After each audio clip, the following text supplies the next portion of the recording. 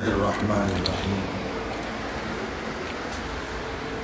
نحمده ونصلی علی رسوله الکریم اما بعد اعوذ باللہ من الشیطان الرجیم بسم اللہ الرحمن الرحیم اعلموا انما الحیاة الدنیا لعب ولہو وزینة وتفاخر بینکم وتکاثر فی الاموال والاولاد کمثل غیث اعجب الکفار نباته ثم یہیج فتراہ مصفرا ثم یجعلوہ حطاما وفی الآخرۃ عذاب شدید ومغفرۃ من اللہ ورضوان وما الحیاۃ الدنیا الا متاع الغرور۔ صدق اللہ العظیم۔ بزرگوں اور بھائیوں دوستو، اس آیت شریفہ میں اللہ میری اور آپ کی پوری زندگی کی ایک کیفیت بیان کی ہے۔ پوری زندگی، ہماری زندگی مختلف ادوار سے، مختلف حالات سے، مختلف عمروں سے گزرتی ہے۔ بالکل ہم بچے ہوتے ہیں اور پھر بچے کے بعد کچھ بڑے ہوتے ہیں، پھر کچھ بڑے ہوتے ہیں، پھر کچھ بڑے ہوتے ہیں، پھر جوانی آتی ہے، پھر جوانی کے بعد ادھیر پنا آتا ہے، پھر ادھیر پنے کے بعد بڑھاپا آتا ہے، اور بڑھاپے کے بعد انسان موت کی طرف رواں دوا ہو جاتا ہے۔ اس آیت میں ہماری اس کیفیت کو بیان کیا۔ عجیب و غریب بات دنیا کی یہ ہے کہ ہر بڑا اپنے بچپن کو یاد کرتا ہے، ہر بڑا اپنے بچپن کو یاد کرتا ہے، اپنے بچپن کے واقعات یاد کرتا ہے، اور ہر چھوٹا بڑے بننے کی تمنا کر رہا ہے۔ عجیب دنیا ہے، ہر چھوٹا یہ چاہتا ہے کہ میں جلدی بڑا بن جاؤں، اور ہر بڑا اپنے بچپن کو یاد کرتا ہے، گویا وہ یہ چاہ رہا ہے کہ پھر میں بچہ بن جاؤں۔ تو اللہ نے عجیب ہماری زندگی کے حالات کو بیان کیا، اور جیسے جیسے ہم بڑے ہوتے ہیں نا، پچھلی زندگی کی چیزوں کو جس سے ہم کھیلا کرتے تھے، جو ہماری زندگی کا ہم نے سب کچھ وہی سمجھ رکھا تھا، جب بڑے ہوتے ہیں تو وہ ہمیں عبث اور بیکار معلوم ہوتا ہے، لغو معلوم ہوتا ہے۔ یہ ایک اصول قرآن بیان کر رہا ہے، اعلموا، جان لو، انما الحیات الدنیا، تمہاری دنیا کی زندگی کیسی ہے، لعب، لعب اور لہو، دو لفظ قرآن نے استعمال کیے۔ لعب اس کو کہتے ہیں جس میں تقابل اور کمپٹیشن نہ ہو، اور لہو اس کو کہتے ہیں جس میں کمپٹیشن ہو، تقابل ہو، آپ ہار گئے میں جیت گیا، میں ہار گیا آپ جیت گئے، یہ لہو ہے۔ اور لعب اس کو کہتے ہیں جس میں کوئی تقابل نہیں، کوئی تقابل ہے ہی نہیں۔ لعب ہماری ابتدائی زندگی ہے، جب ہم پیدا ہوئے اور 2-4 مہینے کے ہوئے تو ہمارے ہاتھ میں کوئی چھوٹا سا ٹوائز پکڑا دیا، آواز کر رہا ہے، اور ساری کائنات میری وہی ہے، میں سب کچھ اسی کو سمجھتا ہوں، حتیٰ کہ اگر کوئی میرے ہاتھ سے اس کو لیتا ہے تو میں ایسا روتا ہوں، ایسا روتا ہوں کہ میری دنیا چھین لی پوری۔ اس بچے کے نزدیک ساری کائنات وہی ہے، وہی ایک چھوٹا سا توئیز ہے جو اس کو دے دیا گیا ہے، یہ ہے لعب۔ لیکن کچھ بڑے ہوئے اور 2-3 سال کے ہو گئے، اب کمپٹیشن کے توئیز دیے جا رہے ہیں، کھلونے دیے جا رہے ہیں، میں آپ سے کھیل رہا ہوں، آپ مجھ سے کھیل رہے ہیں۔ اب تو چھوٹے چھوٹے 3-3 سال کے بچے گیم لے کر کے کھیل رہے ہیں موبائل کے اوپر، مجھے اور آپ کو کھولتے نہیں آتا، اور وہ 3 سال کا ہے اور آپ کے ساتھ لگا ہوا ہے اور کھیل رہا ہے، یہ لہو ہے۔ اب اس عمر میں جو کھیل رہا ہے تو اس کو وہ بچپن کا توئیز جو ہے نا، وہ اس کو مذاق سا معلوم ہوتا ہے کہ میرے والد نے کیا دے دیا تھا مجھے، اس کی کوئی حقیقت ہی نہیں تھی، وہ تو لعب تھا، اس کا کوئی وزن نہیں تھا، وہ کیا دے دیا تھا۔ یہ ہیں اب تو توئیز جو میں گیم پر کھیل رہا ہوں، مقابلہ ہو رہا ہے، یہ میں نے آج کل کے حساب سے مثال دے دی، ورنہ پہلے زمانے میں اور توئیزوں کی مثال ہوا کرتی تھی کہ کوئی جو ہے فٹ بال چھوٹی سی عمر میں، یا ہمارے زمانے میں کچھ گلی ڈنڈا کھیل لیا کرتے تھے. یہ بچپن کے کھیل تھے. اس کو لہو کہا جاتا ہے، لعب و لہو. اللہ ایک نقشہ کھینچتا جا رہا ہے میری اور آپ کی زندگی کا. وزینت. پھر جب 12-14 سال کے ہو گئے، 10 کے اوپر اب چل رہے ہیں، تو اب وہ کھیل جو ہے نا وہ اتنے اچھے معلوم نہیں ہو رہے ہیں، اب زینت اچھی معلوم ہو رہی ہے. ہاں، اب یوں کرتا ہے، بال جو ہے ایسے بناتا ہے، وہ سائڈ سے اس انداز سے کٹوا رہا ہے، اور اس انداز سے کپڑے پہن رہا ہے.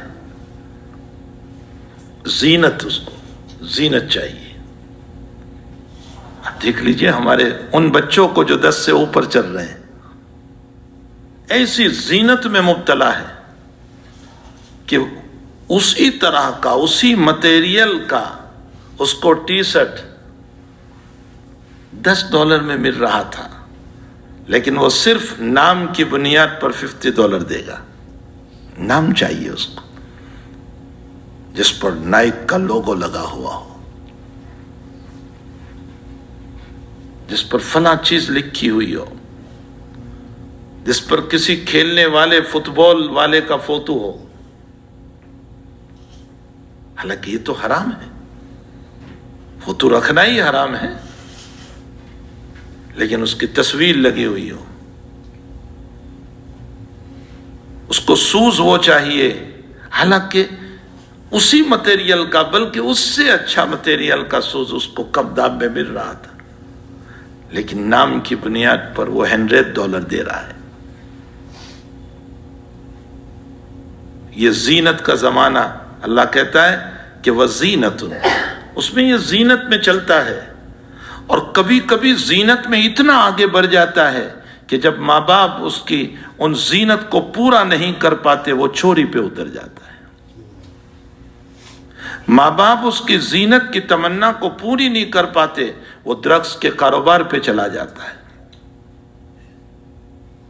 اور جس کے نتیجے میں گناہوں کے دروازے، پھر ماردھار ہو رہی ہے، پھر شوٹنگ ہو رہی ہے، پھر حالات بگڑتے جا رہے ہیں، پھر وہ دشمن بنتا جا رہا ہے، پھر دوسرے لوگ اس کے دشمن بنتے جا رہے ہیں. پھر وہ اس کا حال کیا ہو جاتا ہے کہ وہ ہر وقت اپنے گھر کے اندر ڈپریشن کا مریض ہو جاتا ہے، جو اپنے روم سے بھی باہر نہیں نکلتا، اور اس کی زینت تو ایک طرف رہ گئی، وہ گندگیوں کے اندر پڑا رہتا ہے. وزینت. انما الحیات الدنیا لعب ولہو وزینت. اس کے بعد 16 سے اوپر اب جا رہا ہے تو وتفاخر بینکم. اب فخر، میں دولت میں اس سے آگے بڑھوں، میں لباس میں اس سے آگے بڑھوں، میں قوت میں اس سے آگے بڑھوں.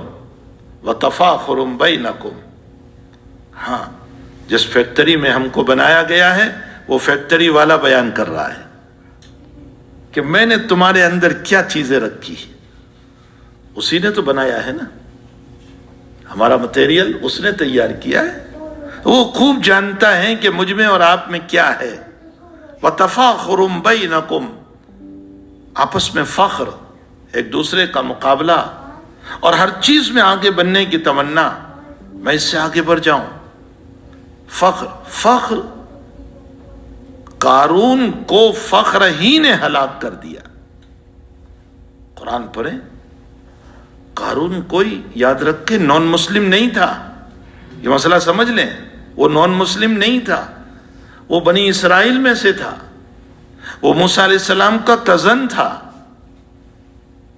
اور زمانے موسیٰ میں، موسیٰ علیہ السلام کے بعد تورات کا علم رکھنے والا امت میں قارون سے بڑا کوئی نہیں تھا. امت میں اللہ تعالیٰ جب علم دیتا ہے نا، تو قارون سے زیادہ علم کسی کے پاس نہیں تھا سیدنا موسیٰ علیہ السلام. سیدنا موسیٰ، اور لیکن دولت تھی، فخر تھا، یہاں تک کہ ایک مرتبہ جب وہ نکلا ہے تو قرآن اس کا نقشہ کھینچ رہا ہے کہ بڑے زیب و زینت کے ساتھ اور سونا اور گول پہنے ہوئے اور بہترین گھوڑے پر سوار، اور اس کے ساتھ حشم و خدم اور اس کے خادمین، اور بڑے پرتپاک انداز میں یہ جا رہا ہے۔ تو کچھ ایسے ہوتے ہیں نا جو دولت کو دیکھ کر منہ کا پانی ٹپکاتے ہیں، آج بھی ہیں، ہر دور میں ہوتے ہیں، آج بھی ہے۔ کسی کا مکان دیکھ کر منہ میں پانی آ گیا، کسی کی دولت دیکھ کر منہ میں پانی آ گیا، کسی کی شان و شوکت دیکھ کر منہ میں پانی آ گیا۔ تو وہ جب نکلا ہے تو قرآن نقشہ کھینچ رہا ہے کہ کچھ لوگوں کے منہ میں پانی آ گیا، انہوں نے کہا کہ ہاش ہمیں بھی ایسا مل جاتا، ہمیں بھی یہ دولت مل جاتی، ہم بھی ایسے ہوتے۔ تو ان کی قوم کے اہل علم نے کہا، کیا آیت ہے وہ، وابتغ فیما آتاک اللہ الدار الآخرۃ ولا تنس نصیبک من الدنیا واحسن کما احسن اللہ الیک ولا تبغ الفساد فی الارض فإن اللہ لا يحب المفسدین۔ اس سے آگے اللہ بیان کر رہے ہیں اسی واقعے کو۔ اس کی قوم کے اہل علم نے، جو علماء تھے، جو صلحاء تھے، جو دیندار تھے، جو متقی تھے، انہوں نے کہا اس کو دیکھ کر منہ میں پانی نہ لاؤ، اس لیے کہ جس نے اللہ کی مرضیات پر نہیں چلا ہے وہ دولت ہلاکت پر لے جائے گی۔ اور سیدنا موسیٰ علیہ السلام نے جب اس سے کہا زکوٰۃ ادا کر، اور حضرت موسیٰ نے یہ بھی کہا لا تفرح، اترایا نہ کر،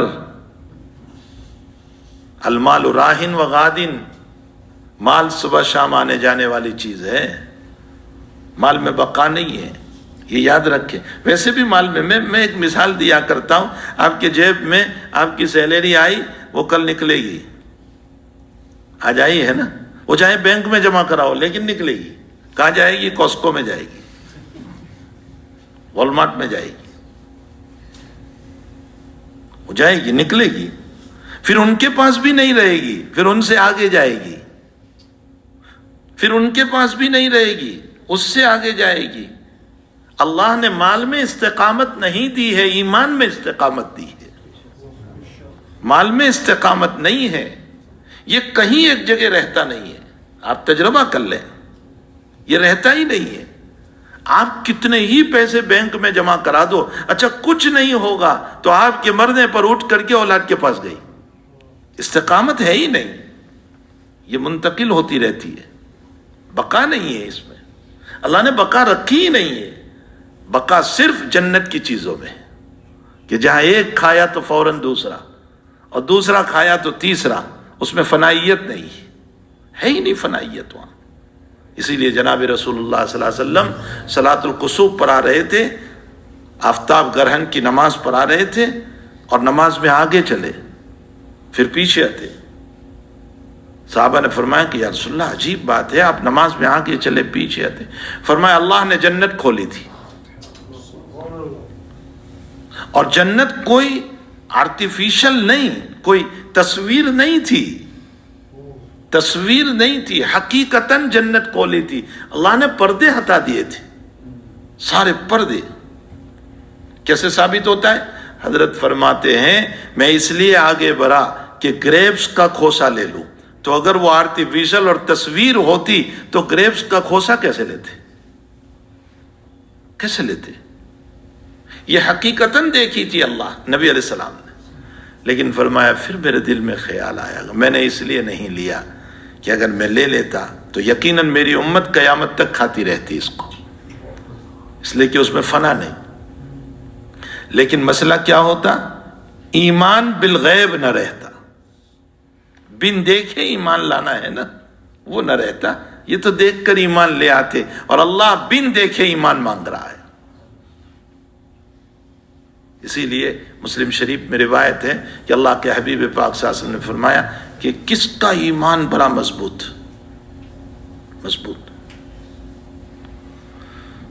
تو صحابہ نے فرمایا کہ یا رسول اللہ ملائکہ کا. فرمایا ملائکہ کا ایمان کیسے؟ وہ تو اللہ کے پاس رہتے ہیں، اللہ کے سامنے حضور ہوتے ہیں، بھائی وہ اللہ کو دیکھ رہے ہیں، اگر ان کا ایمان مضبوط نہ ہو تو اور کیا ہوگا؟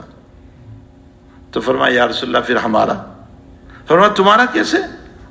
تم مجھے دیکھ رہے ہو، نبی تمہارے سامنے ہے، مجھ پر وحی کا نزول دیکھ رہے ہو، وہ کیفیات مجھ پر تم دیکھ رہے ہو جو جس کیفیت سے مجھ پر وحی کا نزول ہو رہا ہے، تو تم ساری چیزیں دیکھ رہے ہو، تو تمہارا ایمان مضبوط ہو، اس میں کیا کمال کی بات ہے؟ فرمایا یا رسول اللہ آپ ہی بتا دیجئے کہ پھر کس کا ایمان مضبوط. اچھا انبیاء، صحابہ نے فرمایا کہ انبیاء. فرمایا انبیاء صاحب وحی ہے، ان کا ایمان مضبوط نہیں ہوگا تو اور کیا ہوگا؟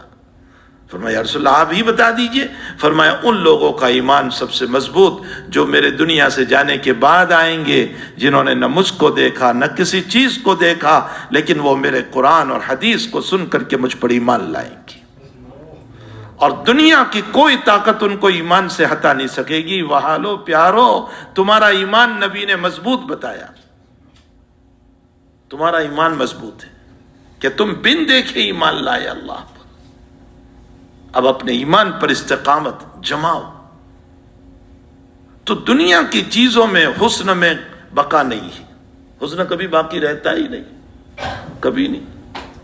ہمارے بزرگوں میں حضرت مولانا ابرار صاحب عبدالیوی رحمۃ اللہ علیہ، مولانا سلیم صاحب کے استاد محترم پرابی ہے.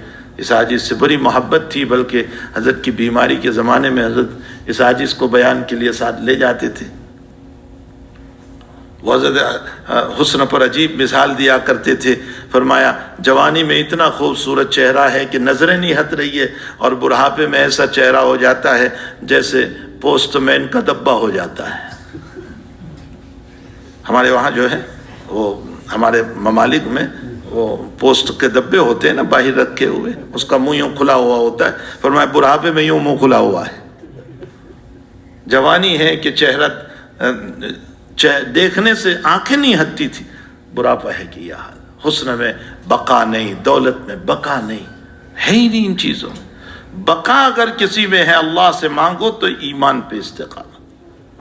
ایمان پہ استقامت بہت بڑی چیز. وَزِينَةٌ وَتَفَاخُرٌ بَيْنَكُمْ وَتَكَاثُرٌ فِي الْأَمْوَالِ وَالْأَوْلَادِ. اور جب اس سے اوپر چلتا ہے نا، 25 27 پر پہنچا، 30 پر پہنچا، تو اب اس کی تمنا کیا ہوتی ہے؟ مال زیادہ ہو اولاد ہو، مال زیادہ ہو اولاد ہو. وَتَكَاثُرٌ فِي الْأَمْوَالِ وَالْأَوْلَادِ. بس اسی کے اندر پہلے مال زیادہ، مال ہو، اور اس کے لیے ساری تدبیریں کرتا ہے، جو تدبیر ہو سکتی ہے ساری تدبیر. اولاد ہو، اور پھر جب مال ہوئی اولاد، مال ہوا اولاد ہوئی، تو اب فکریں ہیں کہ پوتوں کا ہو جائے. ہاں ان کا کچھ میں کر لوں، ان کے لیے کچھ بنا دوں. اولاد کا ہو گیا، اب پوتوں کا ہو جائے، اب میری نسلوں کا ہو جائے. میں نے اتنا تو اپنی اولادوں کے لیے کر لیا، اب آنے والی اور نسل جو ہے، میرے نواسے ہیں، میرے پوتے ہیں، ان کے لیے بناتا چلا جاؤں.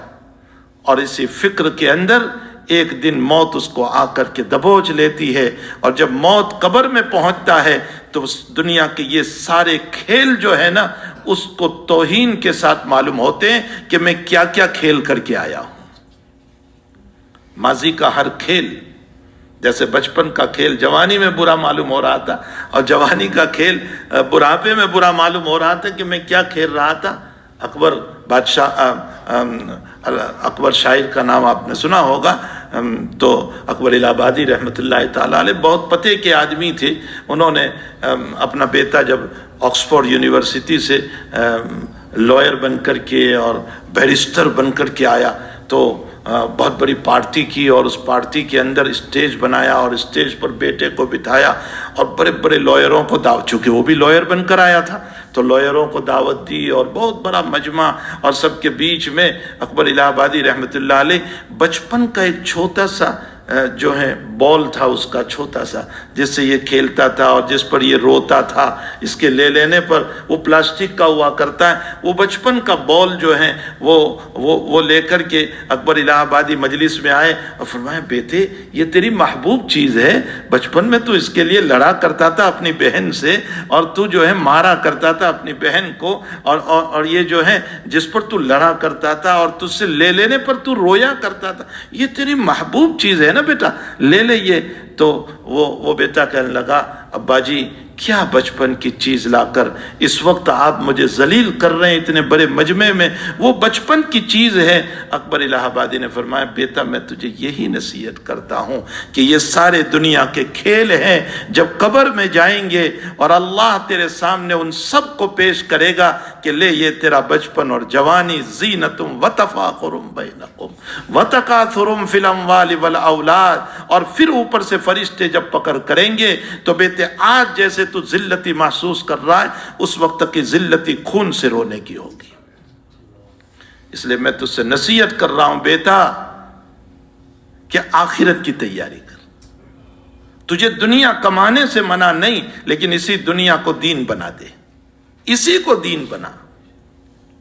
قارون نے دنیا تھی دین نہیں بنایا اس کو، اور فخر و غرور، اور جب کہا گیا موسیٰ علیہ السلام کی طرف سے زکوٰۃ ادا کر، لا تفرح ان اللہ لا، اترانے والوں کو اللہ پسند نہیں کرتا ہے۔ وابتغ فیما آتاک اللہ الدار الآخرۃ، اسی مال سے آخرت تلاش کر، ہے نا، اللہ نے ہم سب کو بھی دیا ہے، اسی سے ہم اپنی آخرت، دنیا کمانے سے منع نہیں لیکن اس کو آخرت بناؤ۔ دیکھو یہ نہ سمجھنا کہ دنیا کمانے سے منع کیا جا رہا ہے، خوب کماؤ لیکن اسی دنیا سے اپنی آخرت کماؤ۔ وابتغ فیما آتاک اللہ الدار الآخرۃ ولا تنس نصیبک من الدنیا، اور اپنے دنیا کے ان حالات کو مت بھولا کر کہ کس حال میں تھا، اللہ نے تجھے کیا دے دیا۔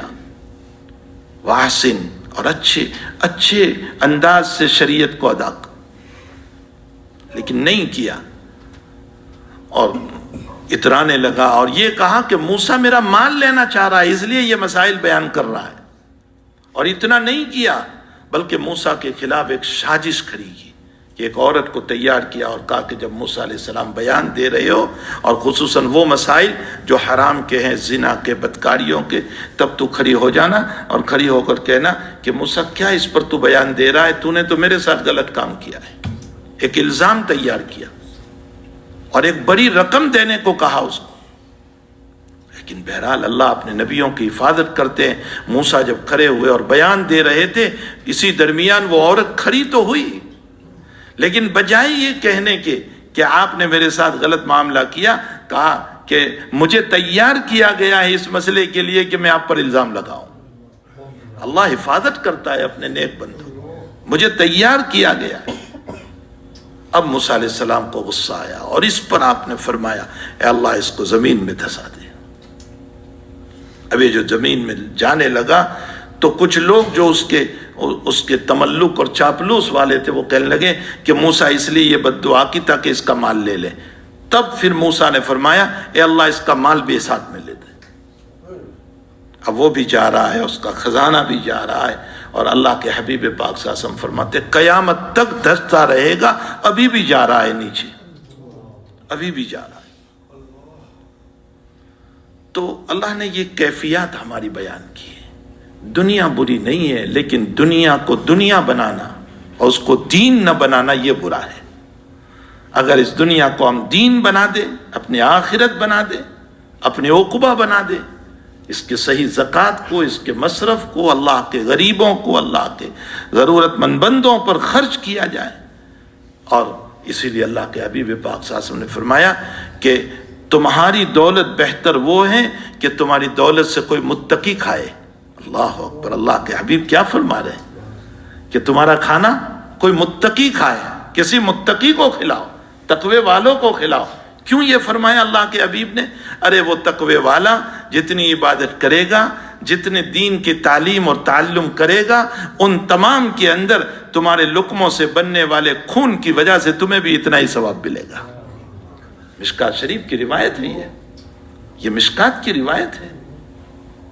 تمہارا کھانا کوئی متقی کھائے، تم نیکوں کو کھلاؤ، تاکہ وہ ان عبادتوں میں ہم بھی شریک ہو جائیں، تو ہم اپنی دنیا کو جو ہے آخرت بنائیں۔ اعلموا انما الحیات الدنیا لعب ولہو وزینۃ وتفاخر بینکم وتکاثر فی الاموال والاولاد۔ اب آگے اللہ مثال دیتے ہیں دنیا کی حقیقت کیا ہے، کمثل غیث اعجب الکفار، یہاں کفار بمانا کفار نہیں، کفار بمانا فارمر، فارمر کو بھی کافر کہتے ہیں۔ کیوں؟ اس لیے کہ کفر کا معنی چھپانا، کافر کو کافر اس لیے کہتے ہیں کہ وہ اللہ کی نعمت چھپاتا ہے، تو فارمر کو کافر اس لیے کہتے ہیں کہ وہ بیج کو چھپاتا ہے۔ کہیں کسی فارمر کو آپ کافر نہ بول دیں۔ کمثل غیث اعجب الکفار، اللہ کی بارش ہوئی غیث۔ امام بخاری نے نقل کیا ہے کہ مطر کا معنی بھی بارش اور غیث کا معنی بھی بارش، لیکن قرآن جب بھی بارش کو نقل کرے گا تو غیث بولے گا، اور عذاب کو نقل کرے گا تو مطر بولے گا۔ وَأَمْطَرْنَا عَلَيْهِمْ مَطَرًا، اللہ نے پتھروں کی بارش برسائی۔ کمثل غیث اعجب الکفار، بیج ڈالا، بہترین کھیت تیار ہوا تو اس کا فارمر کا جی خوش ہو گیا، اعجب الکفار نباتہ۔ یہاں تو ہے ہی نہیں ہم فارمر، اس لیے ہمیں اس کا اندازہ نہیں، لیکن ہم نے اپنے آبا و اجداد کو دیکھے ہیں، وہ بیچارے فارمر تھے، وہ کھیتیاں کرتے تھے، کبھی جواری اور کبھی ارہر اور کبھی تور، اور ہم نے ان کو دیکھے ہیں گیہوں جب کھیت لہلہاتا تھا اور صبح صبح وہ کھیت میں جاتے تھے تو ان کے دلوں سے الحمدللہ نکلتا تھا۔ کمثل غیث اعجب الکفار نباتہ ثم یہیج فتراہ مصفرا، اللہ کہتا ہے پھر ایک ٹائم آتا ہے کہ وہ یلو ہو جاتا ہے، سوکھ جاتا ہے نا، پیلا ہو جاتا ہے، مصفرا۔ پھر کیا ہوتا ہے، ثم یجعلہ حطاما، پھر اس کے بعد ذرہ ذرہ ہو جاتا ہے، سوکھ جاتا ہے، اس کے ریزے ریزے ہو جاتے ہیں، اس کو لا کر کے پیس لیا جاتا ہے۔ ثم یجعلہ حطاما، فرمائیں اسی طرح تمہاری دنیا کی مثال اور تمہاری جوانی کی مثال ہے کہ تم بڑے ہرے بھرے لگتے ہو اور بڑے خوش ہو، لیکن جب بڑھاپا آئے گا تو سمجھ لو کہ اب پیلے ہو رہے ہیں، یلو ہو رہے ہیں، اور اس کے بعد موت تمہارے ٹکڑے ٹکڑے کر دے گی، ذرات تمہارے اڑیں گے، اور ایسے اڑیں گے کہ جس قبر میں مجھے ڈالا ہے کوئی وقت آئے گا پھر وہ قبر کھودی جائے گی، اور پھر میری بودی کی مٹی وہ نیچے سے اوپر ہوگی، اور جب اوپر آئے گی دوسری میت کو ڈالنے کے لیے تو وہ میری قبر کی مٹی اوپر آ کر کے ہواؤں میں اڑے گی۔ ثم یہید فتراہ مصفرا ثم یجعلہ حطاما وفی الآخرۃ عذاب شدید، ایمان نہیں لائے تو پھر آخرت بڑی سخت ہے، لیکن مومنوں کے لیے وَمَغْفِرَةٌ مِّنَ اللَّهِ وَرِضْوَانٌ، مغفرت بھی ہے، اللہ کی رضامندی بھی ہے۔ وَمَا الْحَيَاةُ الدُّنْيَا، اللہ اس پر آیت کو ختم کر رہا ہے، وَمَا الْحَيَاةُ الدُّنْيَا إِلَّا مَتَاعُ الْغُرُورِ، میرے بندو میں تمہیں بہت پیار سے کہہ رہا ہوں، دنیا کی زندگی ایک دھوکہ ہے، غرور ہے، یہ غرور دھوکہ ہے۔ اللہ مجھے اور آپ کو اس آیت کے تقاضے پر عمل کر کے اپنی جوانی، اپنی زندگی، اپنی دولت، اپنی زندگی کو اللہ آخرت بنانے کی توفیق عطا فرمائے، اور اس کو آخرت میں ڈھالنے کی اللہ ہم سب کو توفیق عطا فرمائے۔ وصلی اللہ علی النبی الکریم، سبحان اللہ بحمدہ، سبحانک اللہم وبحمدک، نشہد ان لا الہ الا انت، نستغفرک ونتوب الیک۔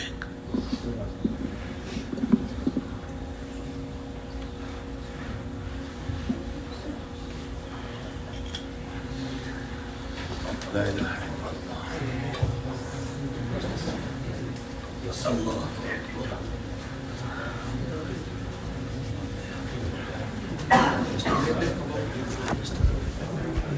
اللہ۔